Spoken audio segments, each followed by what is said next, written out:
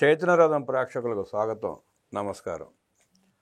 Telugu Desam party కేంద్ర కార్యాలయం మీద దాడి చేసిన ఘటనలో ఈరోజు సజ్జల రామకృష్ణారెడ్డిని, దేవినేని అవినాష్ చౌదరిని సిట్ విచారించడానికి పిలిస్తే అంబటి రాంబాబు గుమ్మడికాయల దొంగ ఎవడరా అంటే భుజాలు తడుముకున్నట్టు ఆవేశపడిపోతున్నాడు, ఇబ్బంది పడిపోతున్నాడు.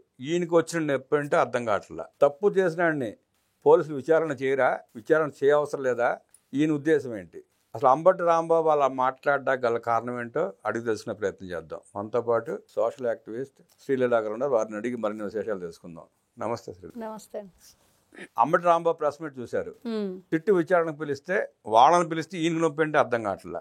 ఆయన అలా ఎందుకు మాట్లాడుతున్నాడు? ఆయన్ని పిలవట్లేదని చెప్పి తొందరపడుతున్నాడా? దాని మీద మీ విశ్లేషణ. ఇక్కడ గతంలో చూస్తే ఇతను ప్రెస్ మీట్ పెట్టినప్పుడల్లా ఎవరొకరు నిరికించే ప్రయత్నమే చేశాడు.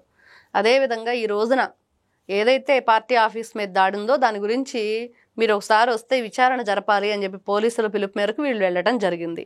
మరి వాళ్ళు వెళ్ళిన వాళ్ళు ప్రెస్ మీట్ పెట్టలేదు, వెళ్ళబోయే ముందు వాళ్ళు పెట్టలేదు, వాళ్ళు వెళ్ళారు. మరి ఈయన ప్రెస్ మీట్ పెట్టి మాట్లాడుతున్న మాటలు అంటే ఏ విధంగా చూసుకోవాలి అంటే, నిజంగా గతంలో చూస్తే ఆ రాజశేఖర్ రెడ్డి అని చెప్పేసి సోషల్ మీడియాలో ఉండే ఆ వ్యక్తిని నాతోనే ఉంటాడు, పోలీసులకు దమ్ముంటే వచ్చి అరెస్ట్ చేయండి అన్నారు, అరెస్ట్ చేసి తీసుకువెళ్ళారు.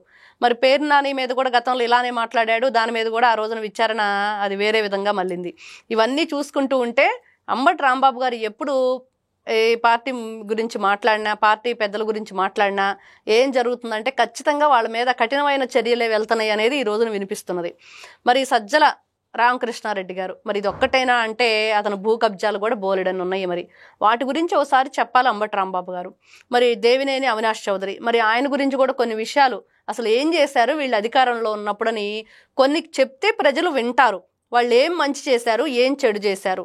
అదేవిధంగా ఈయన పదే పదే మాట్లాడుతూ ఉంటారు గౌరవ ముఖ్యమంత్రి నారా చంద్రబాబు నాయుడు గారి గురించి, యువనేత లోకేష్ గారి గురించి. లోకేష్ గారు పోలీసుల్ని ఆడిస్తున్నాడు, రెడ్ బుక్లో రాసినట్లుగా పోలీసులకి లోకేష్ గారు ఆదేశాలు ఎలా ఇస్తే అలా వాళ్ళు చేస్తున్నారని. కానీ ఈ రోజున చూస్తే పోలీసు వ్యవస్థ 2019 నుంచి 24 వరకు వైఎస్ఆర్సీపీ పార్టీతో అంటగాగిన వాళ్ళు ఈ రోజున వాళ్ళ పరిస్థితి ఏంటి? వాళ్ళు ఎవరు చెప్తే వింటే ఆ రోజున అవన్నీ కూడా అన్యాయాలన్నీ చేశారు అని ఈ రోజున ఒక్కొక్కటిగా బయటకు వస్తుంది. మరి వాళ్ళంతా కూడా వైఎస్ఆర్సీపీ పార్టీ కోసం చేశాము, అదేవిధంగా తాడేపల్లి ప్యాలెస్లో మీటింగ్ పెట్టి అప్పుడు వాటికి సంబంధించినవి చేశామని చెప్పేసి బిఎస్ఆర్ ఆంజనేయులు కానివ్వండి, లేకపోతే ఈ రోజున చూస్తే విశాల్ గున్ని, వీళ్ళందరూ కూడా మాట్లాడే మాటలన్నీ వైఎస్ఆర్సీపీ పార్టీ అధికారంలో ఉన్నప్పుడే వీళ్ళందరూ తప్పులు చేశారు. మరి ఈ రోజున అంబటి రాంబాబు గారు ఈ మాట్లాడే మాటలన్నీ కూడా ఒకసారి మీరు వెనక్కి తిరిగి ఎందుకు మీరు భుజాలు తడుముకుంటున్నారు? కేవలం వాళ్ళని విచారణకు మాత్రమే పిలిచారు. మరి వాళ్ళు బయటకు వచ్చిన తర్వాత ఏం జరిగిందని చెప్పిన తర్వాత మీరు మాట్లాడితే బాగుండిద్ది అనేది ప్రజలు అనుకుంటున్న విషయం. ఇప్పుడు తప్పు ఎవరు చేసినా పోలీసులు పిలుస్తారు, విచారణ చేస్తారండి. ఈయనకి వచ్చిన నొప్పి ఏంటి? ఈయనకి ఎందుకు అంత బాధ? ఈయన పిలవట్లేదని. ఈయన కూడా పిలిస్తే ఒకసారి బాగుంటుంది. మొన్న చూస్తే గోరంట్ల మాధవ్ గురించి కూడా అలానే మాట్లాడాడు. మరి గోరంట్ల మాధవ్ బయటకు వచ్చి మాట్లాడిన మాటలేంటి? భయంకరమైన జుగుప్సాకరమైన పదాలను యూజ్ చేస్తూ అతని పదజాలం భయంకరంగా ఉంది. అంటే అతను వీడియో కాల్స్, ఆడియో కాల్స్ చూసాము, ఈయన ఆడియో కాల్స్ చూసాము. అదేవిధంగా తొందరగా అంబటి రాంబాబు గారిని కూడా ఒకసారి పిలిస్తే బాగుండు. మరి ఈయన ఏ విధంగా మాట్లాడతారు అంటే, సజ్జల రామకృష్ణారెడ్డి గారిని అరెస్ట్ చేస్తే నిద్రపోతున్న వాళ్ళను కూడా లేపుకొని వస్తాము, మరి జన సమూహాన్ని తరలిస్తాము అన్నాడు. మరి జన సమూహాన్ని తరలిస్తే గనక ఖచ్చితంగా తోపుదుర్తి ప్రకాష్ లాగా ఎక్కడో దాక్కోవాల్సిన పరిస్థితి వచ్చింది అనేది ఈ రోజున అందరూ అనుకుంటున్నమాట. అంబటి రాంబాబు గారు న్యాయవాది, ఆయన లా చదువుకున్నాడు, లా పూర్తి చేశాడు, నల్లకొడేసి తిరుగుతున్నాడు. తప్పు చేసిన వాళ్ళని విచారించడం ఏంటి అంటూ ప్రశ్నించడం కూడా తప్పే, అది రాజద్రోహం.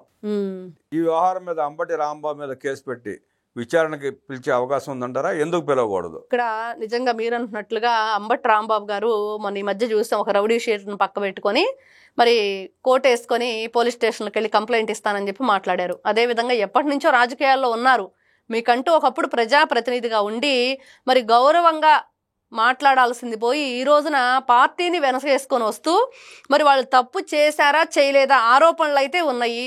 మరి అది విచారణకు పిలిస్తే తెలుస్తుంది అది తప్పో కాదో అనేది. కానీ అవన్నీ వదిలేసి ఈ విధంగా మాట్లాడటం నిజంగా అంతకుముందు గోరంట్ల మాధవ్ విషయంలో అలానే చేశాడు. ఇప్పుడు ఈ విషయంలో ప్రతి ఒక్కసారి నేనున్నాను, నేను మాట్లాడతానని బయటకు వస్తున్న అంబటి రాంబాబు గారి మీద ఫస్ట్ చర్యలు తీసుకోవచ్చు.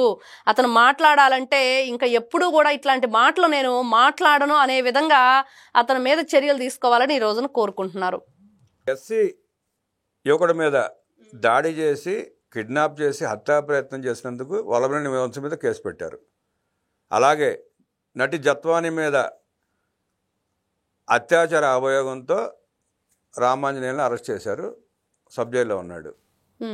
బోరుగడ్డ అనిల్ ఇష్టం వచ్చినట్టు మాట్లాడి పోక్సో చట్టాన్ని అతిక్రమించడం చేస్తుంది. అతను అరెస్ట్ చేశారు, లోపలేశారు. పిన్నెల రామకృష్ణారెడ్డిని అంతకుముందు వాళ్ళ పార్టీ అధికారులు ఉన్నప్పుడు చేసిన దౌర్జన్యానికి అరెస్ట్ చేశారు. బెయిల్ తెచ్చుకుని బయటకు వచ్చాడు.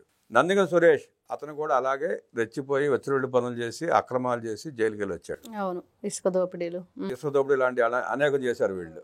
ఇప్పుడు ఈ అంబటి రాంబాబు ఈ అక్రమాలు చేసిన వాళ్ళందరినీ, ఈ అన్యాయాలు చేసిన వాళ్ళందరినీ, దుర్మార్గుల్ని వెనకేసుకొచ్చి అలా మాట్లాడటం పెద్ద తప్పు. అంటే ఈయన ఉద్దేశం మేము ఏం చేసినా ప్రభుత్వం కళ్ళు మూసుకుని కూర్చోవాలి, వ్యవస్థలు మమ్మల్ని శిక్షించకూడదు, ప్రశ్నించకూడదు అని చెప్పి ఈయన మాట్లాడటం విడ్డూరంగా ఉంది. అసలు ఎంత బరి తెగించి మాట్లాడగల కారణం ఏంటంటారు? ఖచ్చితంగా ఇతను ఇంత బరి తెగించి మాట్లాడి మనం చూసాం. గోరంట్ల మాధవ్ ఎందుకు కామన్ మ్యాన్ కిరణ్ మీద అటాక్ చేయబోయాడంటే వాళ్ళ పార్టీ అధినేత జగన్మోహన్ రెడ్డి గారి దృష్టిలో పడాలి, ఆయన ఆశీస్సులు వీళ్ళకి అందరికీ ఉండాలి, ఆయనకు సాష్టాంగ నమస్కారాలు చేస్తూ వీళ్ళు ఇలానే ఉండాలి అనేది వీళ్ళ ఉద్దేశం. ఎంతసేపటికి వాళ్ళ అధినేత దృష్టిలో పడాలని, లేకపోతే ఆ పార్టీలో ఏదో ఒక స్థానంలో వీళ్ళు ఉండాలనే ఉద్దేశంతో తప్పించి ఎంతసేపటికి వీళ్ళు ఏం మాట్లాడుతున్నారు అనే విచక్షణ మనం గతంలో చూసాం. పోసాని కృష్ణమురళి మరి స్క్రిప్ట్ సాక్షి పేపర్ నుంచి వచ్చింది, నేను విచక్షణ అనేది కోల్పోయి ఆ రోజు వాళ్ళు ఏది రాసిస్తే అది మాట్లాడాను.